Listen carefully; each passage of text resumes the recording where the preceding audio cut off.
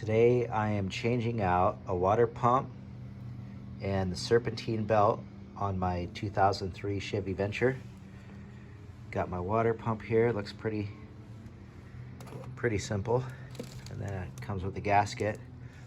And then as far as the serpentine belt goes, there's two different types of belts for this one is what they told me at the auto parts store. And it's based on what type of alternator I have. I believe I have the belt that works with the 130 amp alternator, but I'm not sure, so I just went ahead and got both, and I'll return whichever one doesn't fit.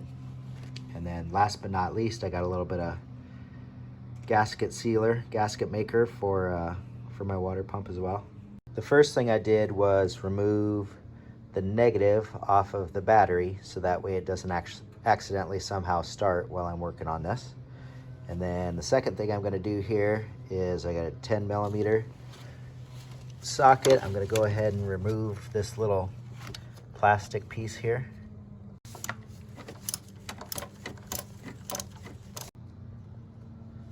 It's also got a little clip here that just pries apart, so I can get this out of the road anyway. A little bit more open space to work.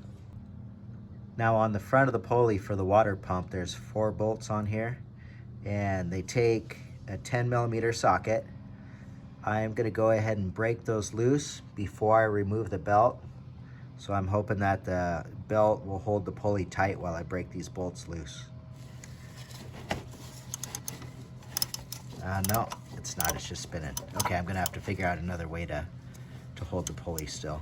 All right, well, I had to clamp a pair of vice grips on my pulley to hold it still, but that works, I guess. Now you can see down there I've got my tensioner for my pulleys, or my belt, and I've used my vice grips again for a little extra leverage. I'll just go ahead and pull that forward while I take the belt off one of the pulleys.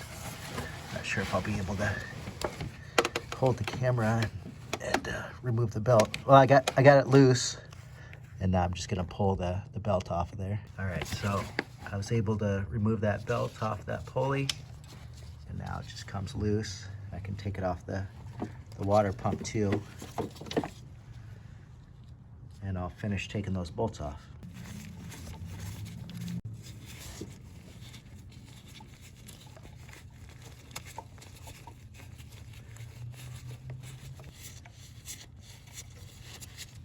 Once those 4 bolts are off, this pulley comes off real easy.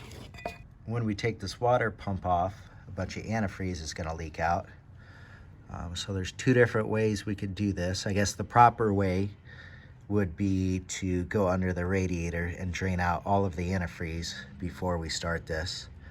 But I think I'm going to take a shortcut, and I'm just going to remove these bolts, and I'm going to let the antifreeze pour out. I'll put a little pan underneath the van so it catches most of it, or all of it, I guess. It looks like the 5 bolts that hold on the water pump take a 8 millimeter socket. The old water pump is stuck in there kind of good, and I found there's kind of a little tab right there, and when I pried on it, the water pump just fell right out. And of course it dumped a bunch of antifreeze when I did it. Before I put on the new water pump, I need to make sure that the surface is clean and dry. If there's any old gasket maker or gasket sealant on there, I need to scrape that off with a razor blade.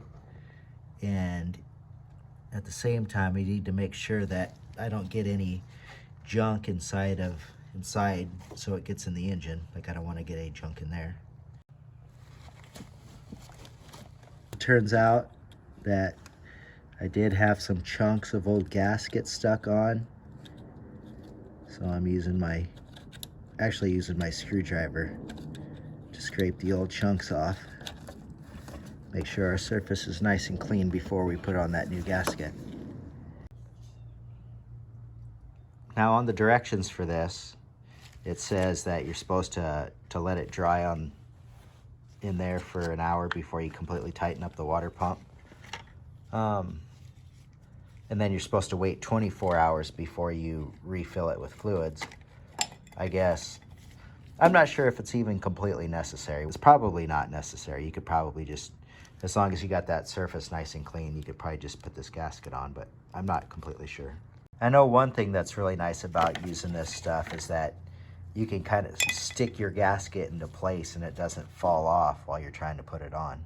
All right, I've got my gasket kind of glued in place with that gasket maker.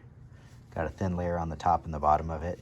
And it appears that the holes are not evenly spaced, so it is very important the orientation of it when you put it in, because it's not going to go bolt in the wrong way.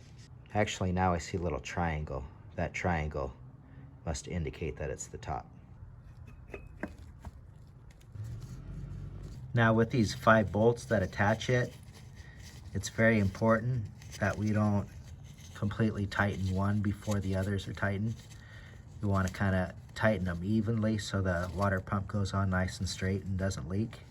Now I'm gently tightening each one of them, but I don't want to completely tighten one down before the others. Just kind of do it evenly. Now I've got my 5 bolts on. I'll go ahead and bolt the pulley back on as well. Now the pulley is on, and I've removed this old belt. If we look at the back of the alternator, it says I've got a 125 amp alternator. And because I've got a 125 amp alternator, I believe that means I'm gonna need the longer of these 2 belts, but I'll go ahead and put them next to each other on the floor and make sure it's the right one.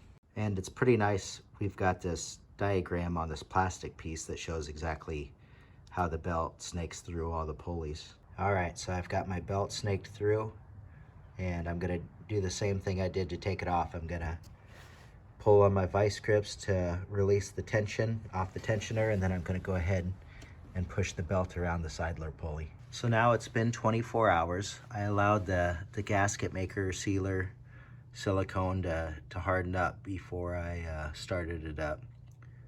As I said before, it's probably unnecessary, but I really wanted to get a good seal on that, so I went ahead and used that along with the new gasket and everything.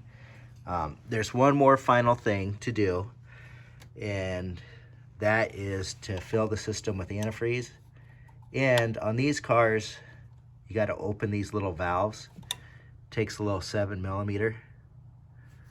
So I'm just going to open that valve. Then there's like another little valve right here. So I'm going to open up these 2, and that's going to bleed the system. So I'll run the car, or I'll run the van and let water shoot out of those. And once water shoots out, I'll go ahead and close them back up again. But that air just has to be bled out of there. Otherwise, it'll be vapor locked forever. All right, when our system's full, got a little bit of water coming out of here. Got the air all bled out. Let's go ahead and close this back up again. I've already closed the one over here. We have some water coming out of that one as well. So that's it. All done, good as new. Almost forgot about this little piece here. And I've also hooked up the negative terminal of the battery again so we can start it back up.